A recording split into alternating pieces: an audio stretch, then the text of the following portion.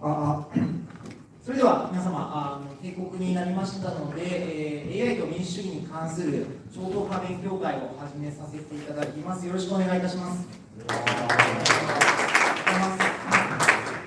本日は早朝にもかかわらずですね、各党の先生方、そしてメディアの皆様にご参加いただきまして誠にありがとうございます。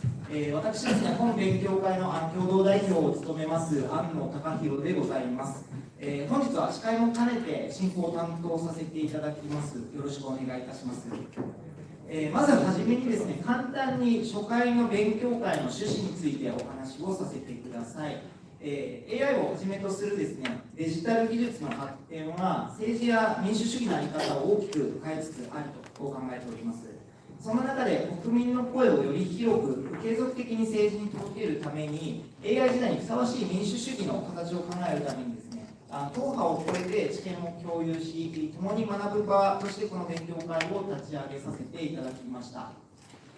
今日はですね、第1回ということで、台湾のオードリー・タンさんをお招きして、AI と民主主義の関係、そして世界で進むテクノロジー活用の事例についてお話しいただきたいと思います。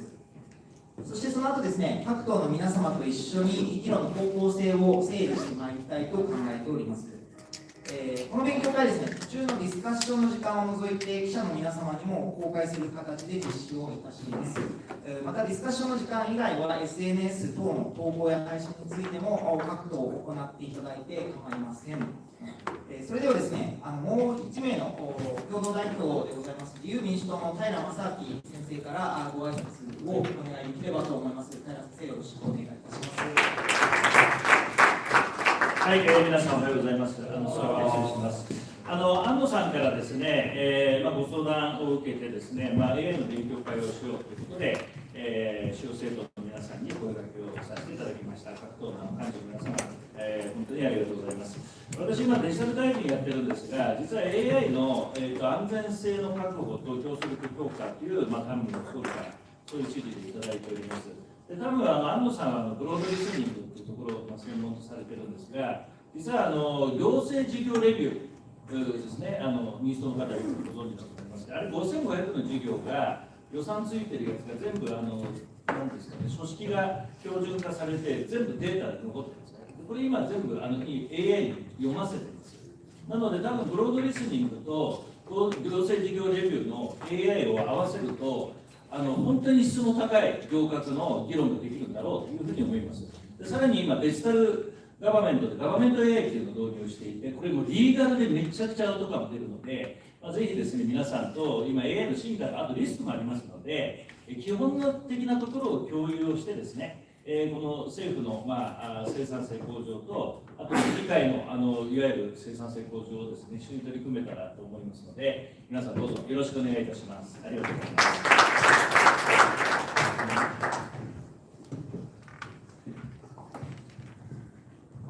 平先生、ありがとうございました。続いてですね、この会の設立趣旨について、ご紹介をいたします。こちらお配りした紙の2枚目のところがですね、設立主義書になっております。趣旨としてですね、私たちAI による急激な社会変化に対して日本の立法府としても主体的に方向性を示して、そしてですね、テクノロジーの力を民主主義の進化と国民参加への拡大と結びつけていくための勉強会でございます。実際のアウトプットといたしまして、こちらに書かせていただいております通り、議院運営委員会や衆参両議長への提案、あるいは法案の提出などを通じて国民が参加しやすく、そして身近に感じやすいような、より開かれた民主主義を実現してまいりたいと考えております。はい、それではですね、本日のメインプログラムに移れればと思います。講師として本日ご登壇いただくのは、台湾の初代のデジタル発展省大臣であり、現在はですね、台湾のサイバー無認証大使を務めておられますオードリー・タンさんでございます。オードリーさんとは昨年の5月、私が東京都知事選挙に出馬した時からよくお話をさせていただいておりまして、デジタル民主主義どう実践していくかというようなテーマでよく意見交換をさせていただいております。オードリー・タンさんは協調的な多様性を実現するためのテクノロジー、プルーラリティというものの提唱者で知られておりまして、世界各国でデジタル民主主義の実践提唱を行っておられます。オードリーさんの講演、英語で行われますが、機械翻訳でリアルタイムの字幕を表示させていただきます。こちらお配りしたQR コードの紙があると思いますが、お手元でこちらスマートフォンで読んでいただくと、お手元でも機械翻訳の結果見ることができます。質問も基本的には日本語でできればと思っておりますが、ということです。ちなみに接続は大丈夫そうですかね。オードリーさん、こちらの声は聞こえておりますでしょうか。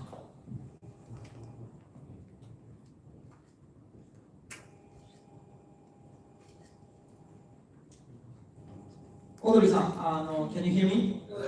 Hello? Yes. Okay, please proceed the session. Thank you very much for coming. Thank you. And good morning, everyone. To the honorable members of the night, to Taiwan, Amazon, and the members of V Taiwan, and to all the friends and members of the press. Thank you for this opportunity. As you know, we all live in an age of high PPM. And I'm not talking about carbon parts per million, but the polarization per minute. Each time we open social media, we are flooded with content designed to keep us angry. And 10 years ago, something quiet but profound changed online. Platform shifted from showing what your friend posted to a for you feed. And that switch installed a parasitic AI between humans. These are AI that maximize attention by maximizing division. And so they discovered a business model of engagement through enrichment. And bit by bit, our shared reality around the world began to break. But what if we use AI not for broadcasting those extreme positions, but as a broad listening tool that help us find our common ground? In Taiwan, we face this challenge head on. We help design digital spaces like polis. It is intentionally unlike the anti-social corner of social media. There is no reply button, so no attack to each other. There's no retweet button, so you cannot amplify outrage. People simply see one idea from a fellow resident where they can agree, disagree, or pass, and then the next day, and that's it. The algorithm does something radical. It rewards bridges. Statement that earn support from otherwise opposed groups rise to the top. So instead of the left wing getting more extreme versus right wing getting more extreme, people begin to move upward toward co-creation. And then we have a live visualization showing everyone's avatar clustering. People can literally see a group selfie of opinion where both differences and also overlaps become visible. And using broad listening, we did not just find common ground. We create uncommon ground, discovering surprising areas of alignment that people did not know existed. So today, I will take about 15 minutes to show a few examples of how this works in practice and what we learned over the past decade. And finally, some practical ideas for leaders here who want to begin. 10 years ago, our first major test to police came when ride-hailing collided with our taxi industry. One side argued for Uber innovation and choice. The other fought to protect taxi drivers' livelihood. And on social media, the debate spiraled into zero-sum fights. But on polls, the dynamic changed. People proposed concrete ideas, and others agree, disagree, but no dunking, no pile-ons. And so within 3 weeks, we have 9 bridging statements emerge with broad support. For example, one saying, allow surge pricing upward during prevent undercutting below meter fare during off-peak hours. Innovation, fairness, together. And this became the basis of updated regulation. So the conflict did not vanish, it transformed. It's like a geothermal energy that turns volcanic magma into power. Everyone left slightly happier and no one deeply unhappy. And so this is the spirit of V Taiwan, a process that pairs open flawlessly with structured deliberation. While V Taiwan was started by the civil society, the government quickly institutionalized that into the Join platform. On the Join platform, 5,000 endorsements online triggered a ministerial response. One example, in 2017, there's 2 opposing petitions, each 8,000 people strong. One said, let's move Taiwan's time zone to +9 to match Japan. And another said, let's keep it to +8. We're not talking about compromise, because compromise means +8.5, 30 minutes into the future, which not only will incur heavy cost, but also satisfy nobody. So what we did is, again, to find the uncommon ground, to listen from those sides, and uncover the real motivation, signaling Taiwan's distinct identity. And so once that was explicit, participants brainstormed better, cheaper ways to achieve this goal, like creating gold card Visa pathways for global contributors to open source, or hosting high-profile innovation convening like the RESCON. So the time zone quarrel dissolved, not because the conflict went away, but because the underlying uncommon ground found the smart outlook. Another example. Last year, we see on social media many deepfake investment scams. This used the likeness of well-known figures such as Jensen Huang, CEO of NVIDIA, that flooded our feeds. But if you call people individually, they tell pollsters they don't want censorship, and they don't want to limit the freedom of speech that we have in all of Asia, but most free on internet freedom along with Japan. So we try something different. Instead of letting the pollster determine the options, we ask everyone to set up a poll together called a deliberative poll. We send SMS text messages to 200,000 random numbers around Taiwan, and thousands of people volunteer. And we use the same polling technique, random stratified sample, to choose 400 or so of people around Taiwan that match the demographics of Taiwan, a microcosm of our country. And they met in small AI-facilitated groups of 10 to promote equitable airtime conversation, keeping the discussion on track.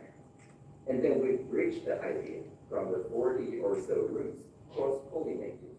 Only the bridging idea that resonates with each other can cross-pollinate into the plenary. So for example, one room says, all advertisements should be treated as potentially scam unless the advertiser use verifiable credentials to sign it, KYC.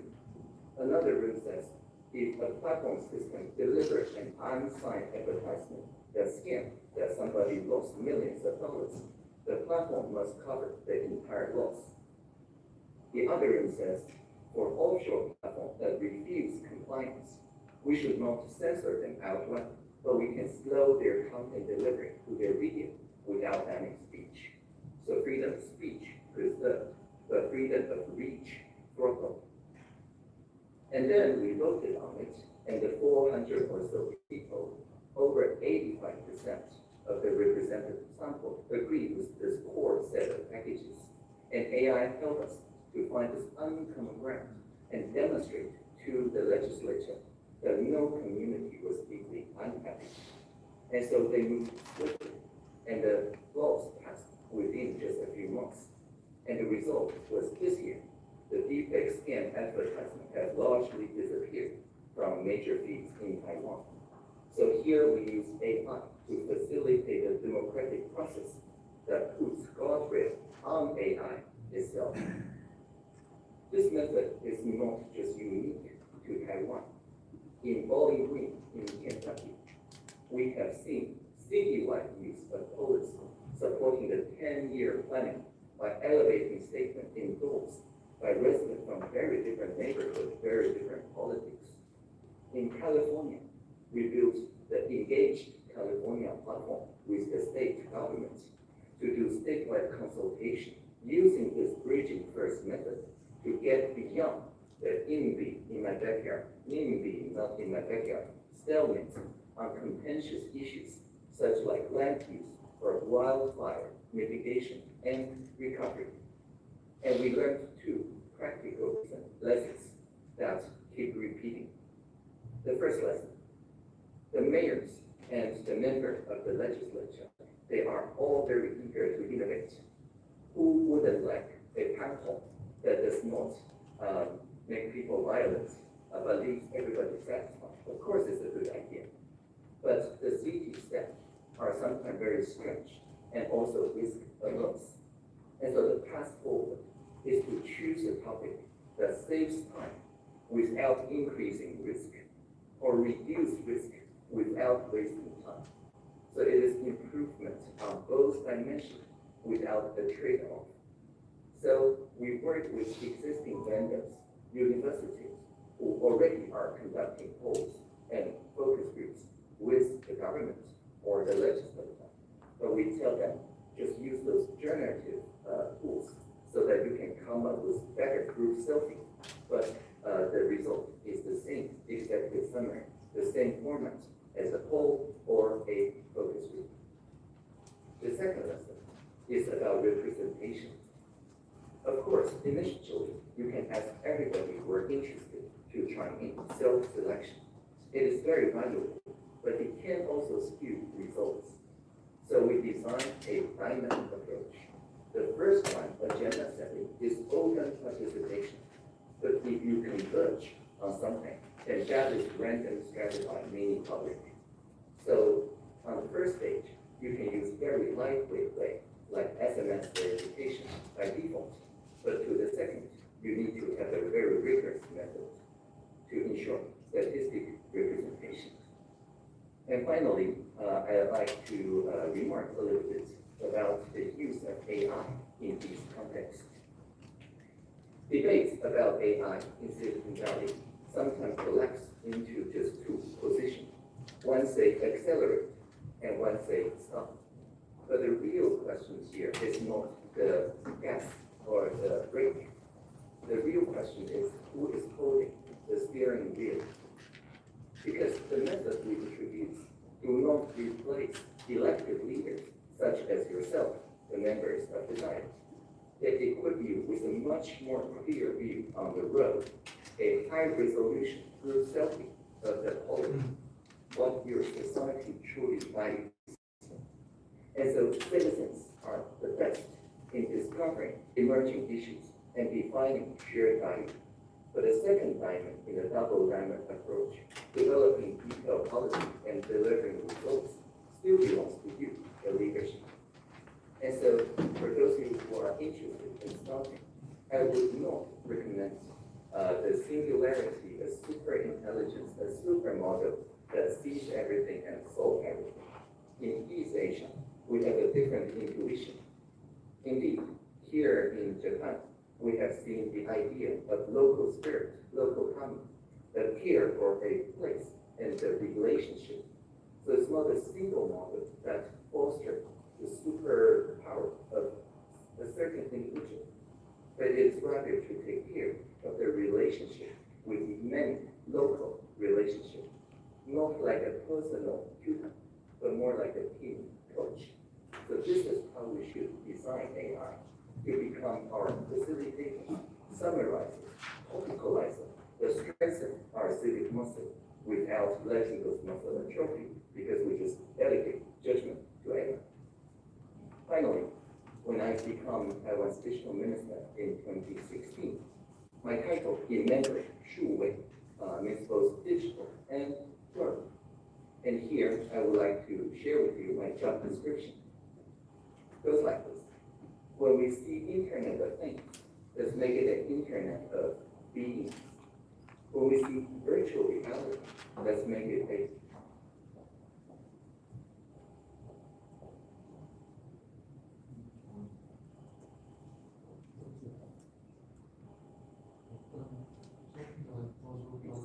and whenever we hear the singularity is me, let us always remember the plurality is here.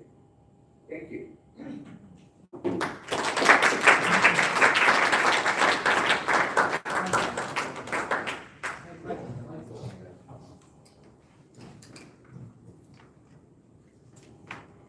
オードリーさん、ご講演をいただきましてありがとうございます。それではですね、ここから皆様と質疑応答、ディスカッションの時間にできればと思っております。ビデオの記者の皆様はこちらにて退出をお願いいたします。また、ご閉会の挨拶のタイミングでご入室をお願いいたします。それでは皆様、今のオードリーさんのご講演を受けて何か